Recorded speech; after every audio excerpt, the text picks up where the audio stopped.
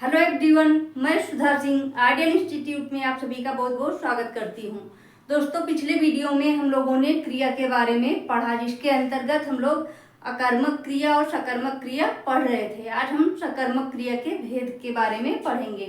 दोस्तों, सकर्मक क्रिया के दो भेद होते हैं, एक कर्मक और द्विकर्मक।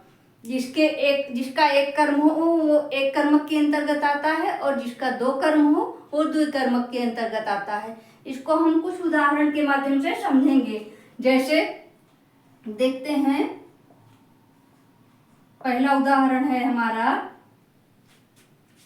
शिक्षक ने पाठ पढ़ाया।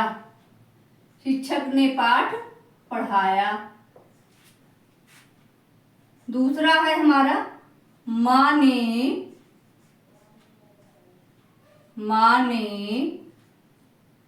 लोरी सुनाई। माँ ने लोरी सुनाई। इसी को अब हम द्विकर्मक के अंतर्गत देखेंगे। इसमें कैसे प्रयोग करेंगे या द्विकर्मक क्रिया का उदाहरण किस प्रकार लिख सकते हैं। जैसे शिक्षक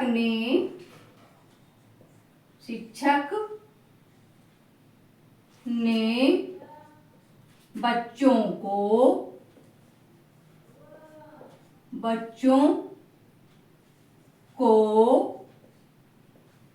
पाठ पढ़ाया।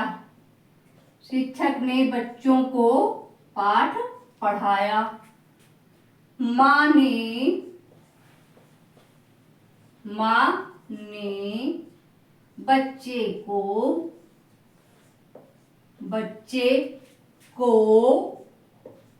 लोरी सुनाई।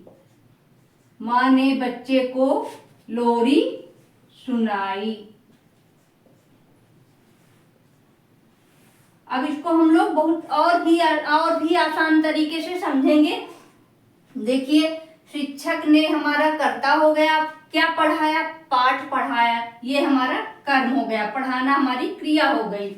माँ ने कर्ता हो गई, सुनाना क्रिया, और लोरी हमारी कर्म हो गई। तो इसमें एक एक कर्म आया है। और इसमें जो है, शिक्षक ने हमारा कर्ता हो गया, बच्चों को पहला कर्म हो गया।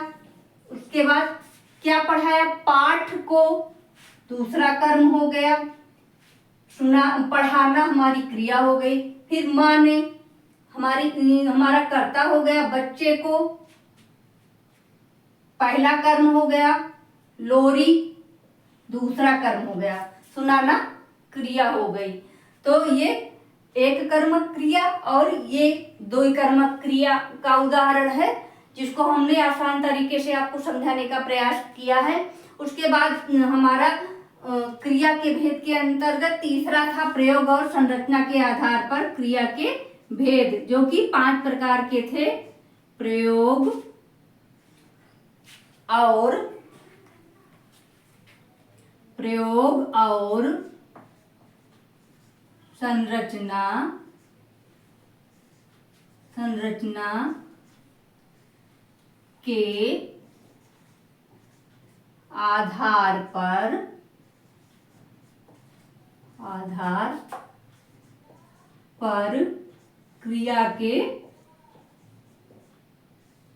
क्रिया के भेद। प्रयोग और संरचना के आधार पर क्रिया के भेद।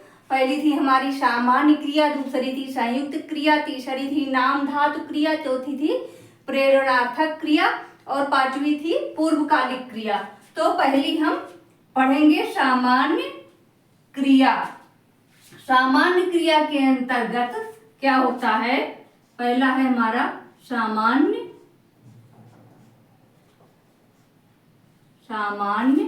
क्रिया, जहां पर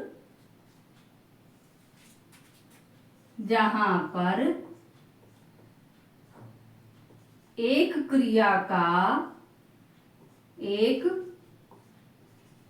क्रिया का सामान्य अर्थ में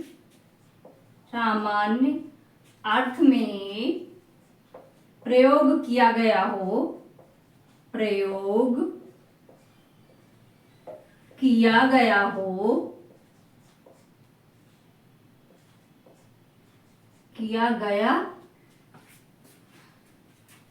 हो, उसे सामान्य क्रिया कहते हैं। जैसे उसे सामान्य क्रिया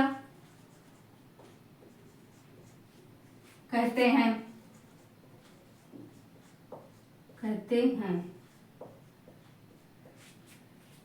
जैसे उदाहरण के लिए हम लिखेंगे, जैसे रमा गई,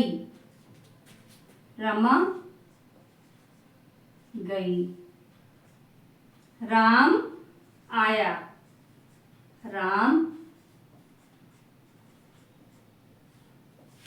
रमा गई, राम, दूसरा इधर लिख देंगे, राम आया, रमा गई, राम आया। और दूसरी हमारी हो गई संयुक्त क्रिया। नंबर 2, संयुक्त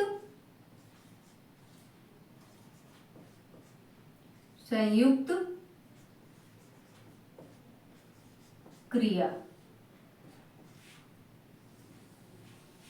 संयुक्त क्रिया के अंतर्गत जब 2 या 2 से अधिक क्रियाएं साथ आकर, जब 2 या 2 से अधिक क्रियाएं, 2 या 2 से अधिक क्रियाएं साथ आकर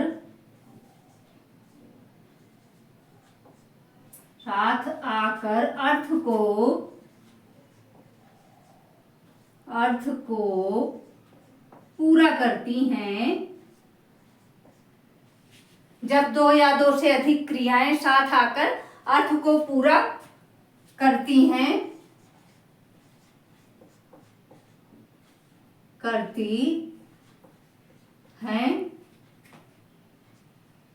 तो वह संयुक्त क्रिया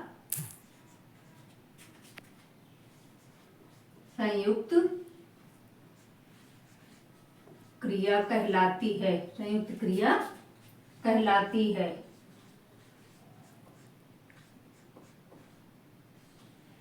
संयुक्त क्रिया कहलाती है। आइए इसको कुछ उदाहरणों के माध्यम से समझते हैं। इसके उदाहरण देखते हैं।